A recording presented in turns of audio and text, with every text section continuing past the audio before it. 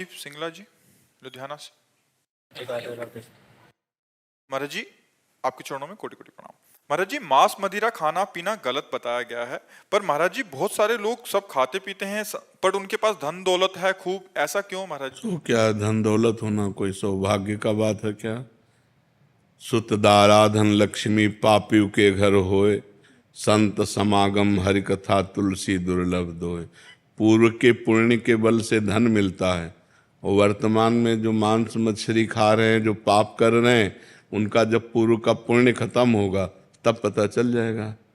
और विद्वान या विवेकवान बुद्धिमान परिणाम को देखता है, वर्तमान को नहीं देखता है, परिणाम को देखता है। मरोगे तो तुम्हारा शरीर जाएगा, तुम्हारे साथ बैंक बैलेंस जाएगा है, क्या जाएगा फिर? इसके लिए जो पाप कर्म किए वो जाएगा। जो बकरा खा रहे हो, गाय खा रहे हो, भैंसा खा रहे हो, सुअर खा रहे हो, वो तो परिणाम तुम्हारा दुर्गति नरक में भोगनी पड़ेगी। पैसा होना कोई खास बात थोड़ी है। पैसा तो कसाई के पास भी है, पापियों के पास भी है। पैसा खास बात नहीं। शांति, आनंद, परिणाम। बुद्धिमान वही भैया जो परिणाम को देखता है। परिणाम क्या?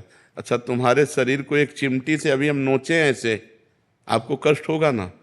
तो फिर क्या पशु पक्षियों को कष्ट नहीं होता? उनको जो भूंज के खाते हो, उनका जो मांस खाते हो, आप मान लो कह दो कि हम नहीं काटते हैं, लेकिन आप उसके हिस्सेदार तो हुए। अगर आप मांस खाना बंद कर दो तो काटना बंद कर देगा। आप खरीदते हैं तो आप हिस्सेदार हैं उसके। तीन को बराबर फल मिलता है, कर्ता, अनुमोदक और प्रेरक। प्रेरणा देने वाला और करने वाला और उसकी सहायता करने वाला, अनुमोदन। तो खाना अनुमोदन हुआ, आपको वही दंड मिलेगा। तो इसलिए धन होना कोई अच्छी बात थोड़ी है कि धन है तो अच्छी बात है, नहीं।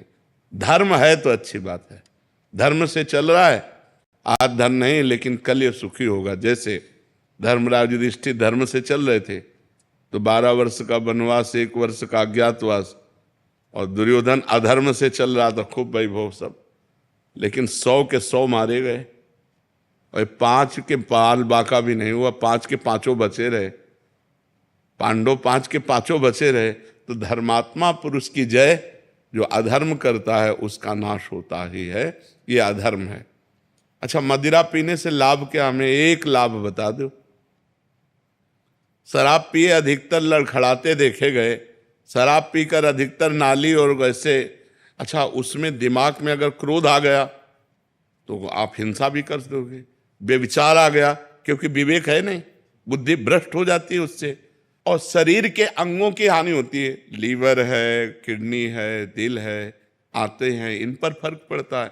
मुझे लगता है शराब में 1% भी अगर कोई लाभ दिखाई दे, लौकिक या पारलौकिक, तो आप हमें बताओ। बल अध्यात्म में बल है, संयम में बल है, ब्रह्मचर्य में बल है। अगर हम संयम से चल रहे हैं, ब्रह्मचर्य से चल रहे हैं, अध्यात्म से चल रहे हैं, तो हम तुम्हें परास्त कर सकते हैं। क्या दूसरे का मांस खा के, दूसरे के शरीर को खा करके तुम अपने शरीर को तुम बहुत मोटा कर सकते हो, लेकिन आध्यात्म बलवान नहीं हो सकते। हमारे ब्रह्म ऋषि ऐसे ऐसे होते थे, हड्डी हड्डी होती थी, लेकिन पूरा राज्य कांपता था जिस राज्य में चले जाते थे। क्यों? अध्यात्म बल। तो हमें लगता है गंदी बातें मत करो। न शराब में आनंद है, न पराई बहनी बिटिया के छेड़ने में आनंद है, न मांस खाने में आनंद है, और न जुआ खेलने में, और यही चीजें हम मना करते हैं। अच्छा, जुआ खेलकर आज तक कौन अरबपति बन गया है? अगर 1 पॉइंट में तुम विजय प्राप्त होते तो 10 पॉइंट में तुम हार जाते हो और तुम्हारा सर्वनाश हो जाता है। कोई हमें बताओ, मदिरा पी के, मांस खा के, बेविचार करके, कहीं भी आज बेविचार कर लिया, बच गए, लेकिन वो आदत तुम्हें ऐसी जगह फंसाएगी कि तुम्हारी बेइज्जती हो जाएगी।